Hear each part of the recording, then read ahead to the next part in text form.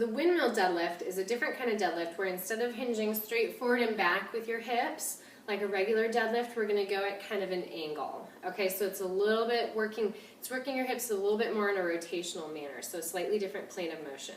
So there's a lot of steps to get into the right position for this, so pay attention very closely. When your feet are planted slightly wider than hip width apart, we're going to take one toe and turn it out a little bit. So now this foot is rotated at about a 45-degree angle out to the side. So we just pivoted on that heel. That's your setup position for your feet. With the other hip, we're going to do what we're going to call a sassy hip. Okay, so you're going to stick that hip out behind you. Now you have all your weight going through this right leg. So this back leg is nice and straight and you feel like all your weight is hitting back on this right leg. Okay, so as you go into your deadlift, you can see that it's kind of tilted. You're doing your deadlift in a tilted manner. Then what your hands are going to do, one hand is going to go straight up to the ceiling and it's going to stay up there the whole time. The other hand is going to slide, as you hinge, it's going to slide down the inside of this leg. So you're going to slide this hand down, keep that sassy hip, keep that right hip pushing back, keep your eye on your hand, and then you're going to reach straight back up to the ceiling. Stand back up.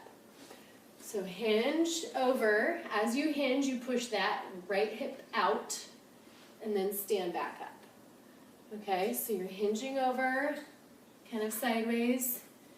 Okay, so now we're going to add weight to it.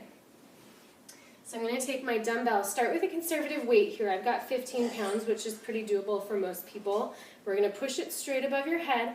I'm going to keep my eyes on my dumbbell, and I'm going to go through those same motions. So sliding my left hand down the inside of that thigh, and then right back up. You're going to feel a bit of a stretch in your obliques. This requires a little bit of flexibility through both legs in different ways.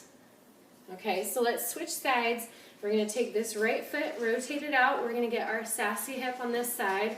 Push this dumbbell straight up. Keep your eye on the dumbbell so it doesn't wobble too much. And we're going to hinge over, sliding this hand down the inside of the thigh. And come back up to straight.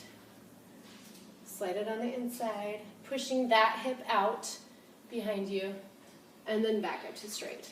Okay? So watch. Go through all those techniques, practice it first with no weight, and then you can begin to incorporate the weight.